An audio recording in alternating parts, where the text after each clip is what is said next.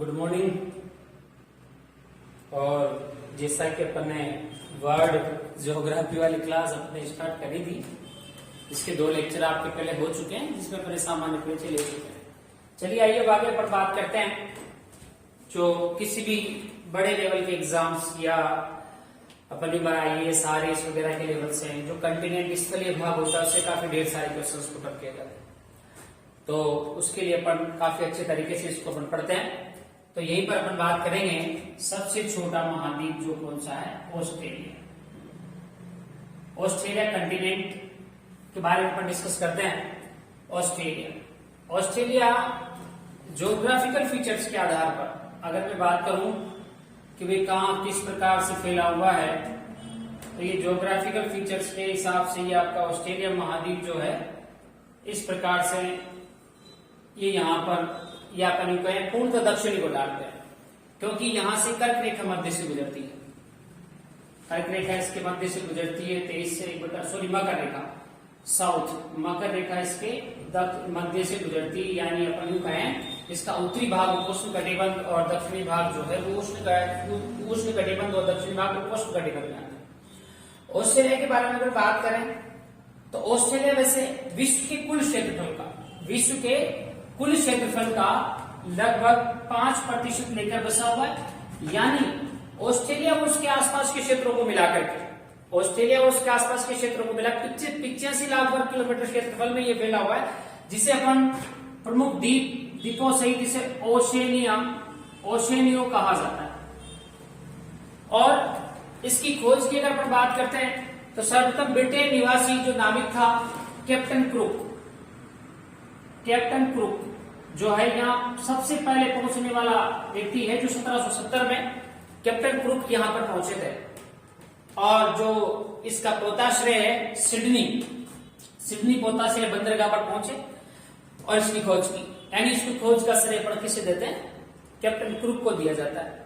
हाँ, बाद में फिर यूरोपवासी आए और यूरोपीय बसावट, यानी यहाँ पर जो है वो यूरोपीय बसावट प्रारंभ होने लगी 1778 के बाद यहाँ पर आबादी हो जाती है, यानी लोग यहाँ निवास करने लग जाते हैं। सब यूरोपवासी आकर यहाँ रहने लगते हैं।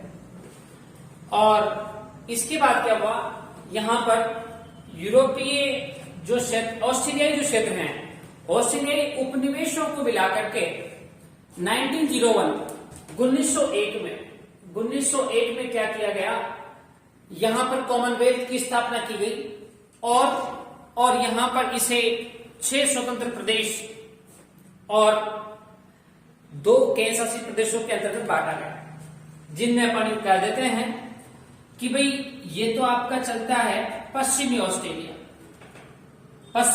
के बाद अगर इधर चले अपन तो यहां पर ये आपका उत्तरी ऑस्ट्रेलिया है, या दक्षिणी ऑस्ट्रेलिया है। डायरेक्शंस के आधार पर नाम दे दिया गया है, पश्चिमी ऑस्ट्रेलिया, उत्तरी ऑस्ट्रेलिया, दक्षिणी ऑस्ट्रेलिया। और यहीं पर आपका जो क्षेत्र है स्वतंत्र प्रदेश, उसे क्वींसलैंड कहा जाता है। और फिर ये क्षेत्र है, इसे अपन न्यू साउथ वेल्स नाम दिया गया है, न्यू साउथ वेल्स के नाम से जाना जाता है। और फिर अपन ये कहें कि यहाँ पर आपका है विक्टोरिया प्रांत स्वतंत्र प्रदेश पड़ता है। और फिर ये वाला एरिया जो आप देख रहे हो, यहाँ पर एक द्वीपीय देश पड़ता है जिसे हम बोलते हैं तस्मानिया। और ऊपर की ओर जाओगे तो यहीं पर आपको एक द्वीपीय एरिया मिलेगा जिसे अपन कहते हैं पपुआ न्यू गिनी। इसी का एक भाग जो इसके अधिकार में नहीं ऑस्ट्रेलिया को, इसे कहा जाता है एरियन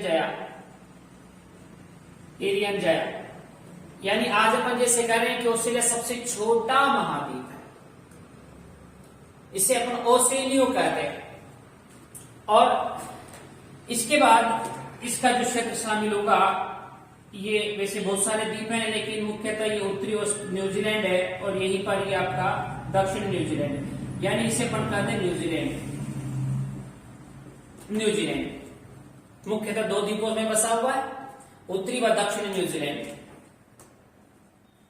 ठीक है, यहीं पर ये जो एरिया है, अगर इसकी यानी मुख्यतः केंद्र शासित प्रदेश की अगर बात करें तो यहीं पर जैसे पश्चिम में इसके जो तटीय नगर हैं, तटीय शहर हैं, उनको आप एक निश्चित क्रम में याद कर सकते हो, BSc, MA और PhD।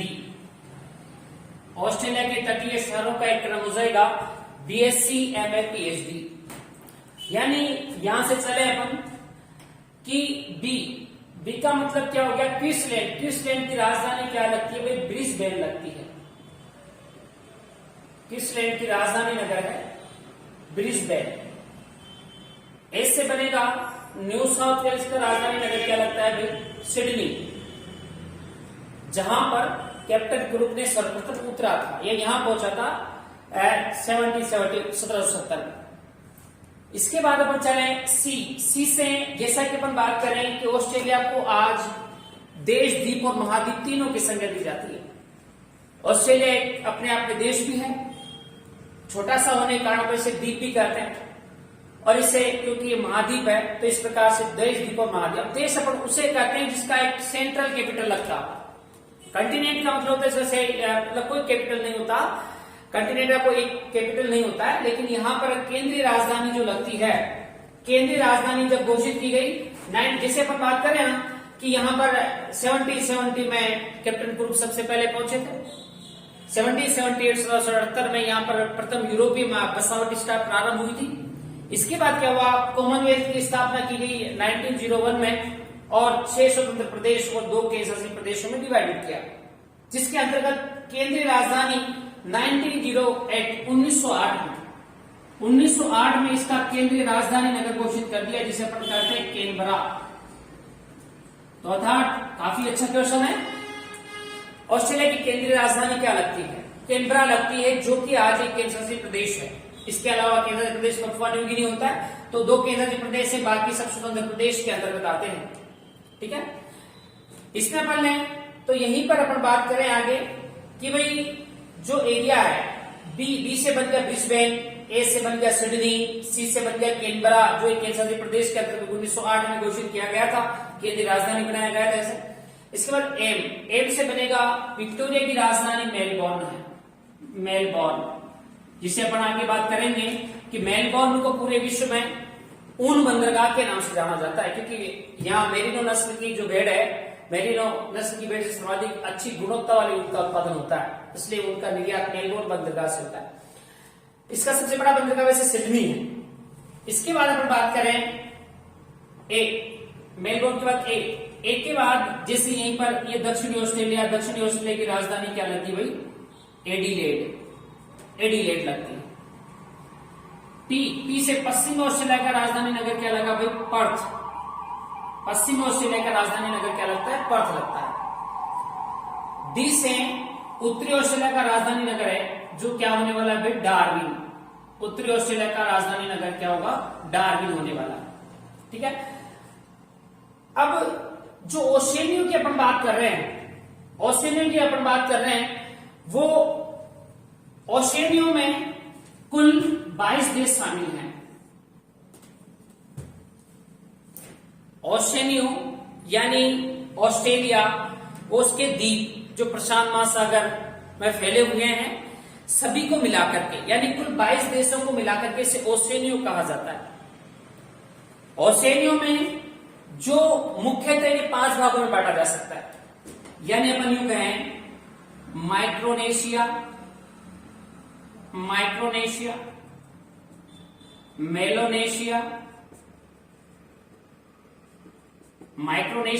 पेलोनेशिया, ऑस्ट्रेलिया, और एक है आपका न्यूजीलैंड। माइक्रोनेशिया, पॉलिनेशिया और न्यूजीलैंड, ऑस्ट्रेलिया, न्यूजीलैंड, इन 5 के देशों को मिलाकर के कुल 22 देश हो जाते हैं ऑस्ट्रेलिया में, और इन सभी को ओशिनियो कहा जाता है। जैसे 1901 में जब कॉमनवेल्थ की स्थापना हुई थी, तो मुख्यतः जो ऑस्ट्रेलिया है इसके भाग है 8, 2 केंद्रीय प्रदेश और 6 स्वतंत्र प्रदेश आते हैं। बाकी अगर अपन इनकी बात करें तो तस्मानिया का राजधानी नगर लगता है भाई होबार्ट, और जो आपका न्यूजीलैंड है न्यूजीलैंड मुख्यतः दो टापू है, उत्तरी व दक्षिण न्यूजीलैंड।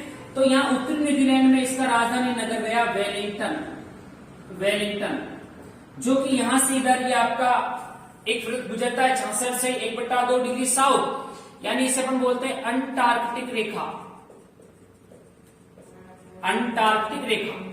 यानी इस तरह से अपन यहां से एक क्वेश्चन बनाए कि अंटार्कटिक वृत्त के सबसे निकटतम राजधानी नगर कौन सा है? तो क्या होने वाला है भाई? वेलिंगटन होने वाला है।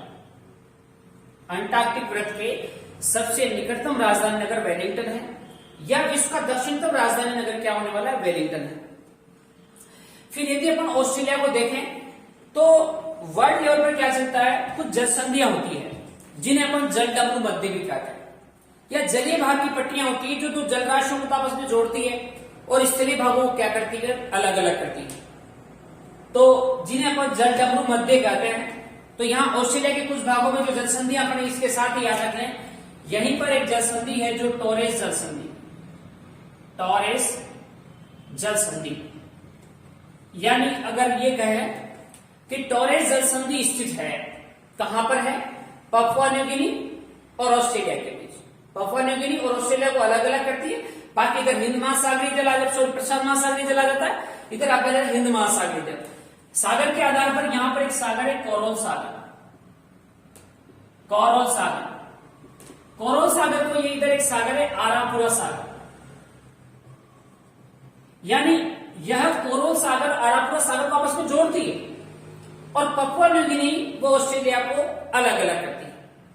इसी के बाद अपन यहां चलते हैं तो यहां पर एक जल संधि है जिसे अपन कहते हैं बॉस जल संधि।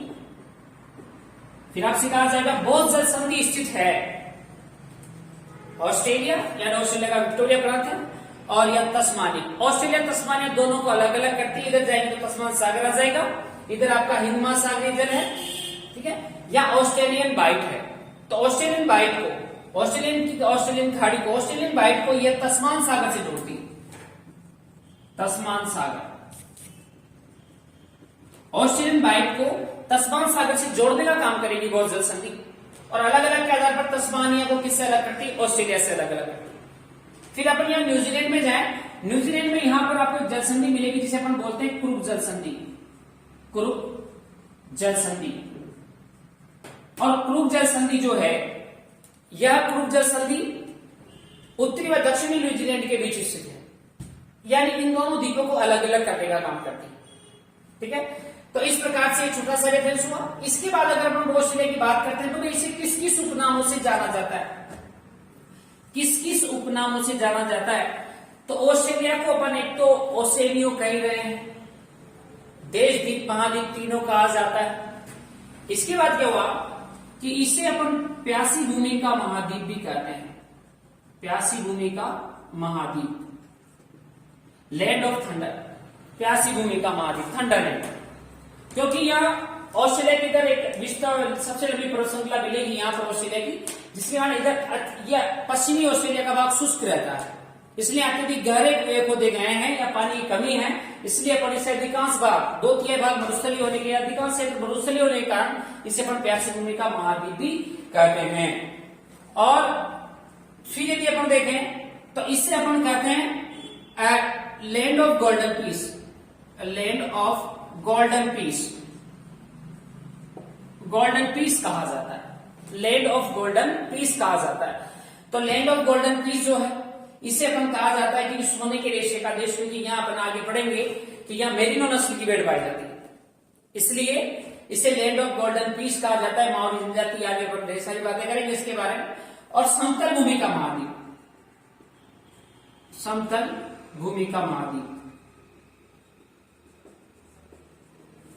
वैसे इसे पृथ्वी का अंत भी कहते हैं, पृथ्वी का दक्षिणी छोर भी कहते हैं। वैसे अंटार्कटिका महाद्वीप है, अंटार्कटिका, लेकिन वहां कोई मानव बसावट नहीं, वहां पर स्थलीय भाग बहुत ही कम दिखाई देता है, इसलिए अपन इसको पृथ्वी का अंत भी कह सकते हैं।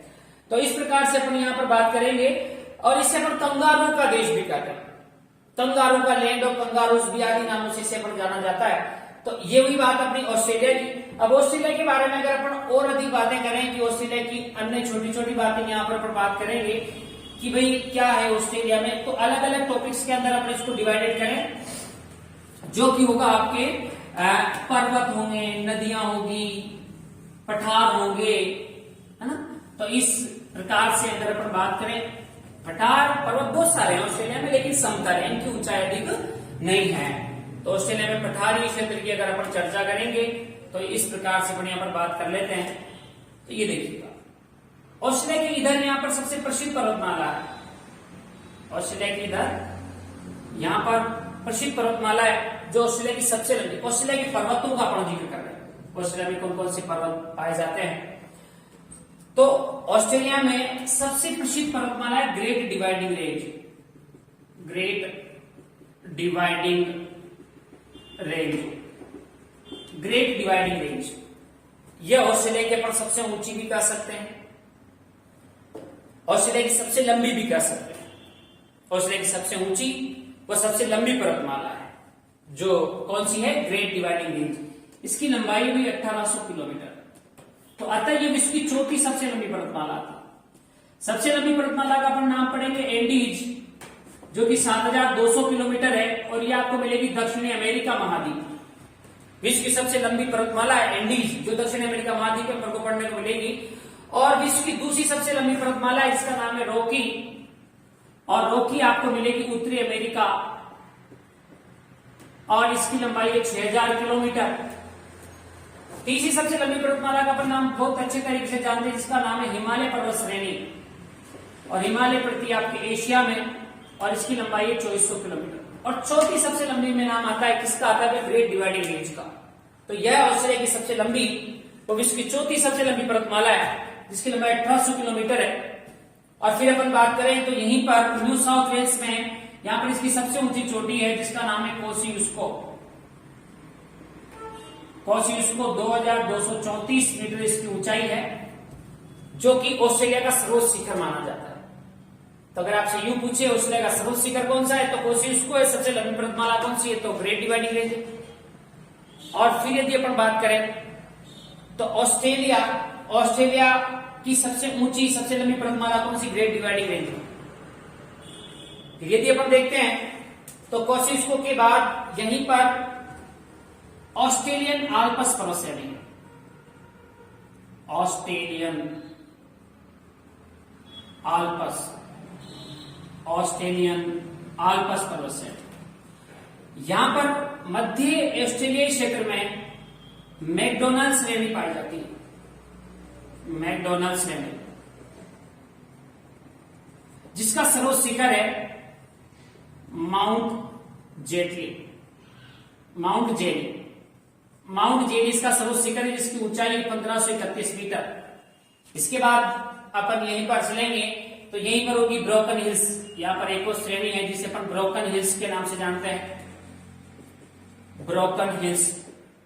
और इधर अपन चलेंगे तो यहीं पर आपको मिलने वाली एक श्रेणी जिसे डार्लिंग श्रेणी के नाम से जाना जाता है, डार्लिंग श्रेणी। तो ऑस्ट्रेलिया पर्वत श्रृंखलाओं में, ऑस्ट्रेलिया के पर्वतों में यहीं पर आपको कुछ पर्वत माउंटेन्स के नेम याद रखना है, जिसे अपन ग्रेट डिवाइडिंग रेंज है, ऑस्ट्रेलियन आल्प्स है, ब्रोकन हिल्स है, मैकडोनल्ड श्रेणी है, डार्लिंग श्रेणी है। कुछ पर्वत श्रेणियों के नेम अपन को लर्न करना है। इसी के साथ अगर मोस्टली ज्यादा क्वेश्चन जो पूछे जाते हैं वो मोस्टली कोसियुस्को से बनते हैं कि ऑस्ट्रेलिया का सर्वोच्च शिखर कौन सा है, कोसियुस्को है, 2234 इसकी हाइट नहीं पूछेगा, लेकिन 2034 अपन लर्न कर लेते हैं। विश्व की चौथी, विश्व की सबसे लंबी पर्वत श्रेणी एंडीज है, दूसरी रॉकी है, तीसरी हिमालय पर्वत श्रेणी, चौथी में नाम आता है ग्रेट डिवाइडिंग रेंज का। इसके बाद अपन बात करें कि ऑस्ट्रेलिया में कुछ पठार भी हैं। तो पश्चिमी ऑस्ट्रेलिया क्षेत्र में यहां पर एक पठार मिलता है जिसे हार्मुसले का पठार कहा जाता है, हार्मुसले का पठार कहा जाता है।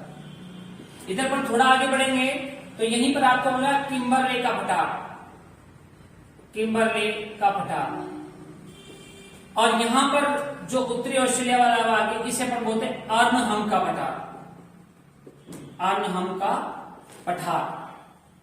ठीक है, तो कुछ 3 पठार यहाँ डायरेक्टली ऐसी क्वेश्चन बन जाता है कि कोई माउंटेन्स का नेम दे दिया या फिर किसी पठार का नेम दे दिया कि ये पठार अर्नहम का पठार स्थित है किम्बरले का। वैसे किम्बरले का नाम आप किम्बरले का, साउथ अफ्रीका, दक्षिण अफ्रीका में पढ़ोगे, जो कि हीरो के लिए जाना जाता है। किम्बरले हीरो की सबसे बड़ी खान मानी जाती है।